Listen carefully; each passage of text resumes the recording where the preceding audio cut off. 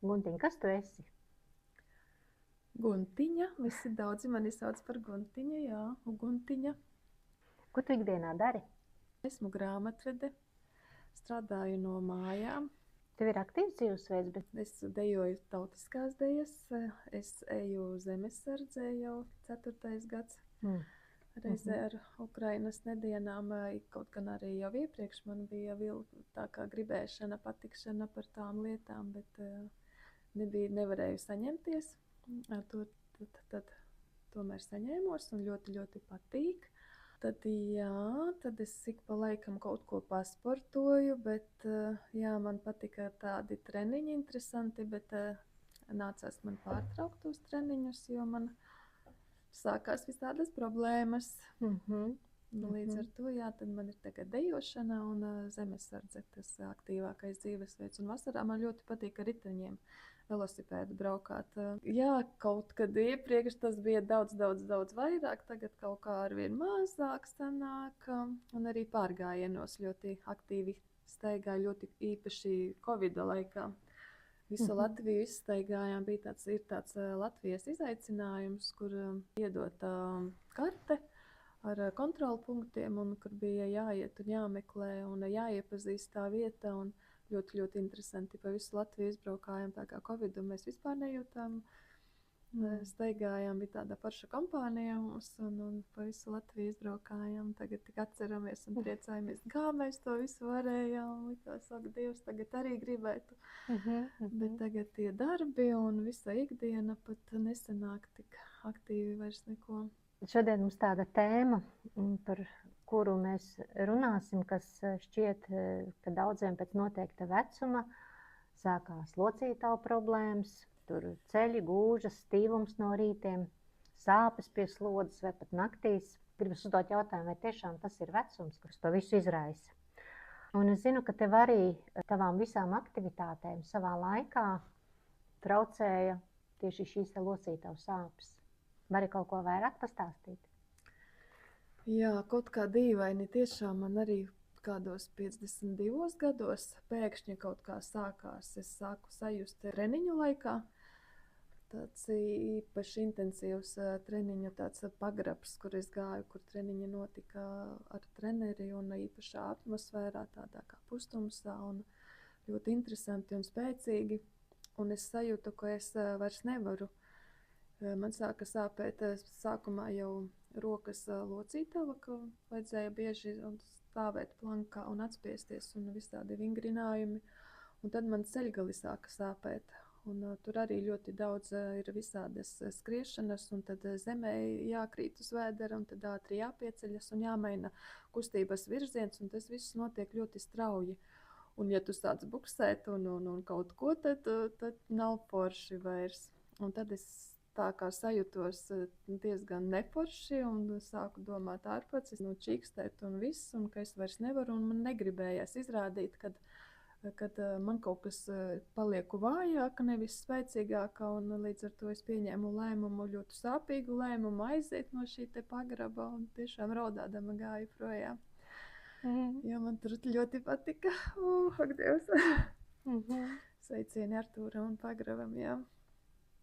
Nu neko, un tā es ar tiem ceļiem, jo man viņi nepārgāja arī tad, kad es vairs netrenējos, man viņi nepārgāja vairs, un viņi man tā kā arvien vairāks.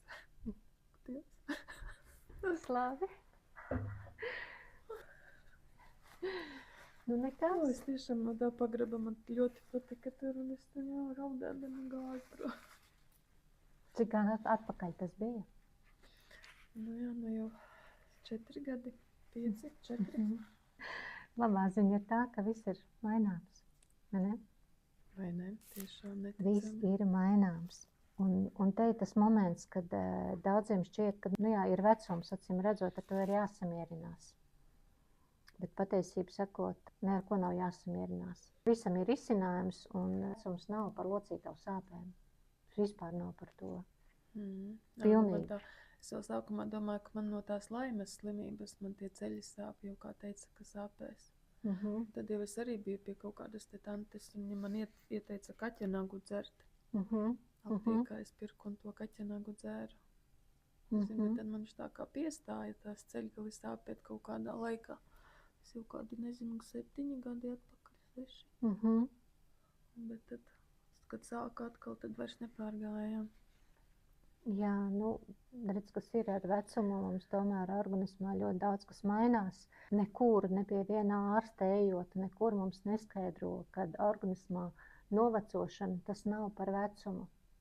Ka tas ir vienkārši par organismu piesārņotību, tas ir par dzīvesveidu, kas agri vai vēl ietekmē, un tas ir par uzturvielu deficītiem. Te ir jāskatās, kas organismā trūkst. Tas var būt ūdens, minerāla vielas, kolagēna sintēze, izmainās. Trūkst hialuronskābes, aminoskābes, B grupas vitamīnu. Ja organisms ilgstoši dzīvo šajos te deficītos, tad iekaisums, kas veidojās organismā paralēli tam visam, ķermenis sāk ekonomēt uz dažādām citām prioritātēm, uz locītavām, saitēm, skrimšļiem, un tad atnāk arī tās sāpes. Un tad, kad atnāk sāpes, tad mēs, protams, ejam pie ārstiem, bet ko mums tur piedāvā? Kaut ko pasmērējiet, kaut ko padzeriet, un ja tas nelīdz, tad operējiet. Jā, tas ir tas ceļš, kas ir, diemžēl, pa lielai daļai. Jā, es jau visu izmēģināju, arī tikai bija jau arī norīkojums uz operāciju. Tikai kaut kā tās aktīvais dzīvesveids ar tām tabletēm, un neatradu uzreiz tādu piemērotu mēnesi, kad es varu atteikties, lai es varētu izoperēt tos ceļgalus. Jā, varbūt arī labi. Jā, izrādās šoreiz labi, kad viss ir atrisinājies bez operācijas. Kādā veidā tu to risināji? Risināju attīrot organismu, jo iepriekš es pat nezināju, kā tas ir, kāpēc jātīra. Es biju arī pie dziednieka, protams, aizbraukusi pirms tās operācijas, ieteica man māsa labu dziednieku. Un dziednieks man uzreiz pateica, ka organisms ir pilns, ka gremošana ir sistēma un vēders, un ka tur nav labi, ka viņš neko nevarēs palīdzēt, kamēr man šis te ķermenis netikšot organisms attīrīts. Un es viņam saku, bet man vēders nesāp, man nekādas problēmas ar gremošanu, sēdu visu, un man viss labi ir. Un nē, vienalga, ka nevarēs palīdzēt. Un tad man tas filtrs tika uzlikts, ka, man ir kaut kas jāattīra, kaut kas jātīra, es nezināju, kas. Un kamēr tā Facebookā es ieraudzīju, ka cilvēki tīrās, un tieši tāds Kārlis, kurš man bija jau pazīstams, ka rādīja, kā viņam ceļi arī sāpējuši, un kā viņš tagad lec pa batutu, un tur vinguru un ņemās un tupstās, un ka viss nekas vairāk nesāp.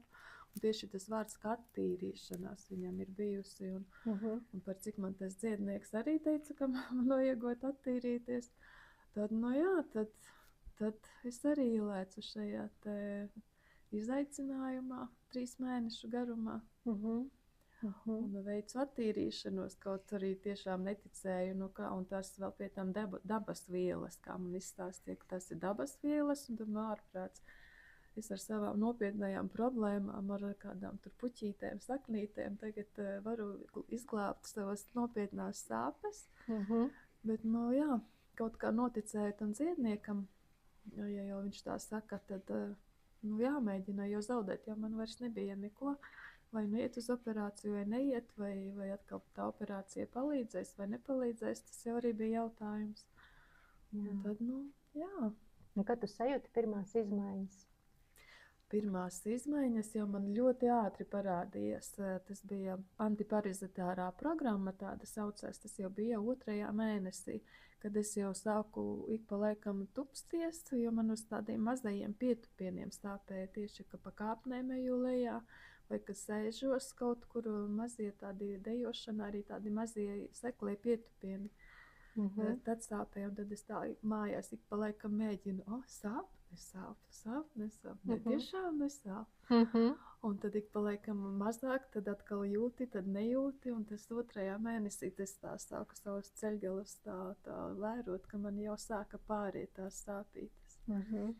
Jā, un arī labāk sāku gulēt, un man parādījās arī tas, kad naktīs man pirksti tirpa ļoti tādi kā paļķi un nejūtīgi palika, un tad es nevarēju tā parši gulēt, un tik pa laikam vajadzēja tās rokas, jau smējos kā Raimonds Pauls, tad es viņas tā izkustināju, un tad kā pārgāju, ieņem citu pauzu gultā, un tad varēju gulēt, un tas jau man 2.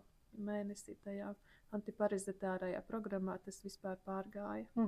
Jā, un tad man vēl arī elkonis sāpēja, no elkoņa tāda sāpe nāca te tā pāri līdz plaukstas locītavai, un tas man arī jau pašas reizes. Es biju pilnīgi šokā, un ka jūtu, ka es varu tādu spēku saspiest roku, kas tā jau nevarēja, ka man tā spēka tai rokai nebija, un uzreiz es kā saspiet tā sāpe te aiziet. Un tas man arī jau parādījās 2. mēnesī, ka man nav. Jā, parādījās ticība, jā, lielāk. Jā, un tad man, tieši tā, un tad es sāku nopietnāk jau noticēt, tad es arī sāku ievērot daudz vairāk to programmas, tos ieteikumus, tad nedaudz kaut ko neēst, domāt, ko es ēdu, jo līdz tam man tā neko īpaši nedarīju, dzīvoju savu ierasto dzīvesveidu un viss, un tad es noticēju tiešām jau. Jā. Un tā ir jau īstenībā dzīvesveidam ir ļoti liela nozīme, ko cilvēks dara, ko viņš liek sevī iekšā, vai viņš dzer vai nedzer ūdeni. Visi šie te mazie puzles gabaliņi liekot kopā, agri vai vēlu, ja viņi netiek vērsti tieši par labu organismam, noved pie problēmām.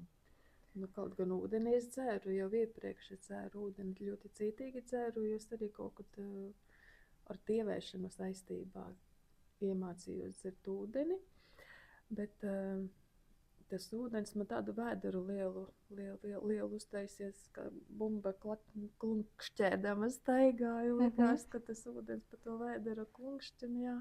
Un toreiz man bija arī aizcietējumi, tad šis ūdens man palīdzēja tomēr, tad man tie aizcietējumi arī tā kā bija atrisinājušies jau ar iepriekš ar ūdens dzeršanu. Bet, jā, ūdenim ļoti liela nozīme. Daudz cilvēki nedzer tagad ūdeni. Viņi apgalvo, ka man jau neprasās, man organisms neprasa, tātad man nevajag to ūdeni dzert. Bet, ka pierod, tad prasās, man tiešām visu laiku prasījās, bet laikam kaut kur neaizgāja līdz galam tomēr tas ūdens, kad man visu laiku prasījās to dzert ūdeni, tāda kā sausa mutē, un tāpat laikā tu esi uzpūties, un tev vēderā klunkšķa tas ūdens, bet, jā, dīvaini sajūta. Jā. Parasti ir kaut kāds produkts, ko cilvēki bieži vien pamana tieši pie locītavu ādas un dažādiem saistāvdu jautājumiem. Tā kā tev arī problēma bija vairāk tieši ar locītavām, jā? Vai tev bija kāds produkts, kuru tu gribētu tā kā minēt, kurš te tieši uz locītavām nostrādājas? Jā, šis produkts ir, ak Dievs, es pat nezinu, kā viņu nosaukt, zelta produkts vai kāds īpašs produkts vai dārgais liķierītis. Jā, kad izgāju šo te visu attīrīšanās solīšus tie 3 mēneši, tad es drīkstēju lietot tādu bileronu. Tā ir tās šķidrā hialuronskābe, jā? Šķidrā hialuronskābe, jā, kas tur ir, es nemāku pat izstāstīt, kas tur ir iekšā. Bet tad man viss bija gremošanas trakts iztīrīts, un šī šķidrā hialuronskābe, es saprotu, mani labi uzsūcās, jo tad ceļgalni man pilnīgi pārgāja sāpēt, un man arī gūža ļoti, ļoti sāpēja. Es pat nevarēju naktīs gulēt, man bija tādas pilnīgi sāpes, ļoti tādas spēcīgas, kā nezinu, man tur kāds grieztu. Un nevarēju ieriktēt to kāju, man kaut kā bija jāiegroza, lai tā sāpe nesāpētu, un ik pa laikam jāmaina tās pozas, un ļoti traki sāpēja.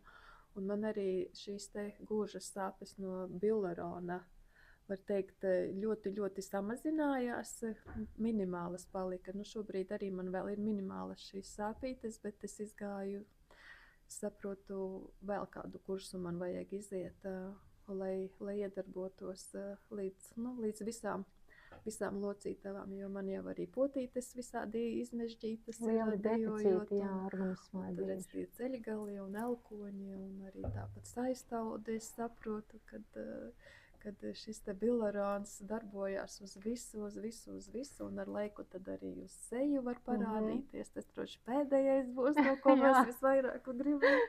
Tas parādīsies pēc pēdējais iespējams, bet jā.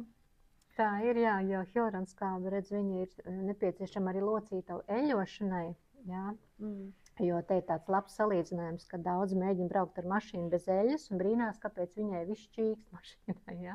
Un te tāpat mūsu locītavām, tiem, kuriem jau ir sākušies krakšķi, jā. Vispirms sāk krakšķēt, pēc tam sāk sāpēt.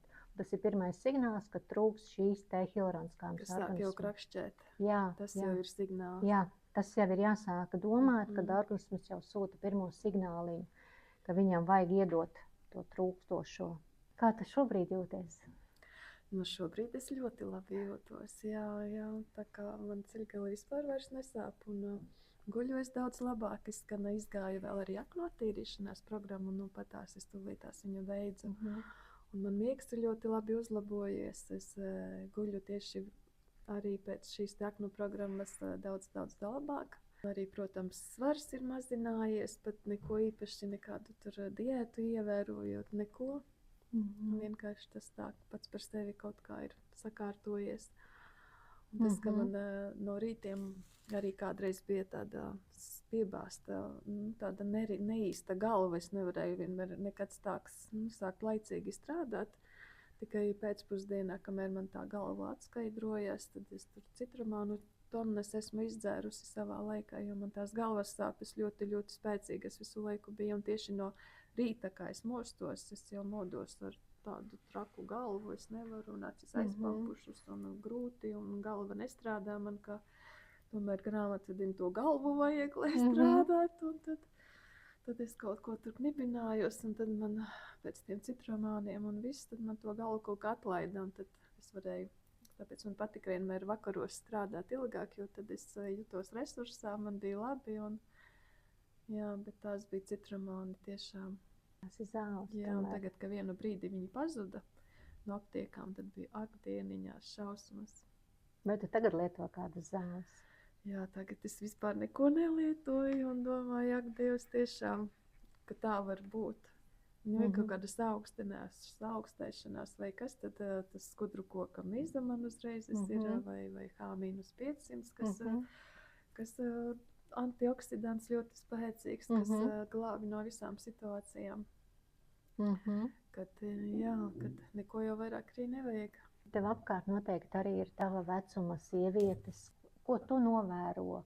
Ar ko parasti mūsu vecuma sievietes ar kādām vispār problēmām tieši savā izskatā, savā labsajūtā saskarās? Ko tu esi novērojis? Nu, es iedomājos, ka man te dažām meitenēm tāpatās bezmiegs ir, un arī tāpatās locītavas krakšķi un tas stīvumiņš no rītiem. Un, protams, ūdens nedzeršana. Ūdeni nedzer vai tur tādus gāzētos ūdeņus dzer, kad uzskata iespējams, ka tas gāzētais ūdens. Jā, kāpēc man tādu parastu ūdeni dzert? Es labāk ar burpulīšiem dzeru, kad tādus lieto. Un jā, tas nogurums noteikti, un tad pa laikam uzdod jautājums, kā tu vienmēr tik enerģiskā vari būt visu laiku. Enerģija ir, jā. Un kā enerģijas noteikti pietrūkst. Un tas, kas jau kaut ko sāku stāstīt pamazām, ko es lietoju un kas un kā, un tāpat tās nenotic cilvēki, liekas, ak, Dievs, kas tev tā pa sektu, tagad tu mums raganiņa esi, vai kaut kas tam līdzīgs. Nu jā, īstenībā savā laikā dabas vielas cilvēki pazina, ar viņām ļoti daudz. Manā bērnībā pat es atceros, bija kaut kādi klepi vai kas kartupeļus lika uz krūtīm, ar olu deguntiņu sildīja, lika sinepļu plāksterus. Un tas bija tas, ar ko pamatā cilvēki ārstējās. Bet tagad mums tiek piedāvāts cits ceļš, ķīmiskais ceļš. Un viss tas, kas bija, ar ko mēs uzaugām bērnībā, tas tiek aizmirsts, tas tiek nolikts malā, kāpēc. Kaut gan tās metodas bija tik organismam draudzīgas, ka vienkārši jāatcerās. Es atceros pie vecmammas, mēs bērniņos bijām mums iekārtota tāda kā, mēs tur bijām māsīcas un māsa un visi mēs tur dzīvojamies tāda savā istabiņā un dzīvošana. un pažobelē karājās vērmeles, sasietas žāvējās. Jā. Kušķīšiem tāpatās arī tējas un kumelītes un raspodiņi. Un vecmamma vāca cītīgi raspodiņus un arī aptiekā nodeva. Un visas kumelītes auga dārzos un ceļmallapas uz pušumiem. Un, daudz ko tādu. Bērnībā mēs to vēl atceramies. Mūsu paudze vēl to atcerās. Un tagad, ja paskatās, ko cilvēki ikdienā ēd, viņi vairs neēd šīs pašas rūgtuvielas. Cilvēki ēd saldumus, mums visur tiek piegrūks pārtikā cukurs, un garša kārpiņus notrulinās. Un tas ir pilnīgākais ceļš, lai mūsos vairotos tikai viss sliktais. Mēs nemaz nerunājam par parazītiem, saskābinām organismu un principā pievelkam paši sev diagnozes šādā veidā. Jā, tas skābināšana organismu arī vispār nezināju. Un to kafiju it kā daudz es nedzeru, bet šobrīd kafiju vispār neprasās un nedzeru. Un man pat vīrs nedzer kafiju vairāk. Viņš dzēra tik spēcīgu kafiju, viņš 3 lielas karotītes uz tādu lielāku krūzīti bēra. Es pat tādu pagaršot nevarēju, cik spēcīgu viņš dzēra. Šobrīd viņš nedzer vairāk. Viņš enerģiju meklēja tamī vai? Es nezinu pat, ko viņš meklēja. Viņam tāda garšoja. Un, kad tu saproti, ka tas tik ļoti tev skābina organismu un ka tās problēmas tieši tad arī vairojas un rodās. Patiesībā kafijas atkarība arī mūsdienās ir ļoti liela. Uz katra stūra ir kafijas automāts. Cilvēkiem nemāca dzert ūdeni, kāpēc mums nav uz katru stūra ūdens automāti, kā kad tas bija padomju laikā. Tie gāzētie, gāzētie, bet tie bija ūdens automāti tomēr. Tagad mums ir kafijas automāti, un tas ir vistīrākais ceļš uz saskābināšanu organismu, un dehidratācija totāli, plus vēl minerālvielas skalo ārā. Ļoti priecājos par tevi, Guntiņ, ka tev viss notiekās uz labu. Tu jau esi tikai šobrīd ceļa sākumā. Cik tu mēneši šobrīd esi ar šo te dabas vielām? Es esmu no pagājušā gada septembra. Kad 8 mēneši, sanāk, cik tur sanāk. Jā, bet tagad es nākamā mēnesi atkal iešu to antiparazitāro programmiņu. Otrais, jo man tomēr tā gūža īsti nav pārgājusi. Viņa man ik pa laikam sāpu pie kaut kādām kustībām un reizēm arī gultā jūtu, bet tāpēc es izdomāju, ka man vajag atkal šo te programmiņu ūdenī. Es dzeru visu produktus, tos ikdienas es lietoju un tik vajag kaut kas man tur īsti līdz galam nav, jo ar vienu reizi jau var nepietikt.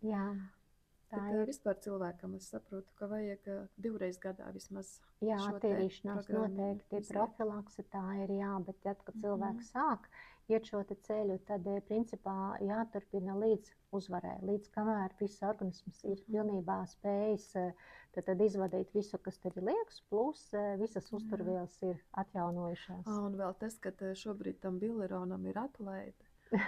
Viņam ir atlaide un vēl klāt nāk sejas maska, kuru es arī jau lietoju. Jau izmēģināju liftinga sejas masku, tagad mitrinošo lietoju. Viņa nāk tā kā dāvaniņā līdzi, un tas bilerons, tas liķierītis. Tas ir tiešām zelta produkts, jo viņš iedarbojas pilnībā uz visām locītavām. Daudziem cilvēkiem palīdzējis izvairīties no operācijām. Viņš tad atjaunošs skrimšļus, kas patiesībā sakot, daudziem izklausīsies neticami, bet tā tas tiešām arī ir. Arī vecumā jau nošķir skrimšļus. Tieši tā. Ja, protams, nav kaut kāda jau pati galējā stadija, kaut gan arī tad es vienmēr iesaku pamēģiniet. Jūs nekad nezināt, kur jūs tas var aizvest. Pirms liekaties zem skalpeļa, to vienmēr varēs izdarīt. Vienmēr izmēģināt vajag citus ceļus, dabiskus ceļus, jo operācija nerisina cēloni. Cēlonis ir uzturvielu šis deficīts vai organismu piesārņojums vai dehidratācija. Un ja mēs strādājam ar cēloni, vienmēr būs rezultāti. Un es tev, Guntiņ, novēlu, ka tu esi šobrīd pat gadu neesi ar šiem produktiem.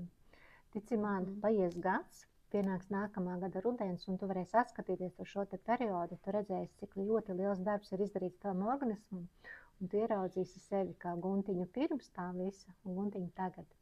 Pilnīgi 2 dažādi cilvēki, jo mūsu organismā pilnīgi visas šūnas atjaunojās. Pilnīgi visas kaulu šūnas arī atjaunojās. Ādas šūnas, orgānu šūnas, jā, vajag tikai iedot laiku. Tā kā tev viss labais vēl priekšā, un es domāju, mēs tiksimies tad, kad tev būs pagājis gads, un tev būs ļoti daudz ko vēl stāstīt. Jā, noteikti, jā. Cilvēkā pilnīgi viss atjaunotos, ir vajadzīgs 70 gadi. Tad rēķini, tad, kad paies šis te laiks, tu būsi pilnīgi cits cilvēks. Pilnīgi cits, visas tavas šūnas būs jau pilnīgi citā kvalitātē. Nevis novecosim, bet tā atsimsim. Jā, tieši tā. Paskatīsies bildes, kas tev ir bijušas, piemēram, gadu atpakaļ, un tu sapratīsi, ka tu jau esi pilnīgi cits cilvēks, gan izskatā mainījies, gan arī veselības ziņā būs pilnīgi cits kvalitāte.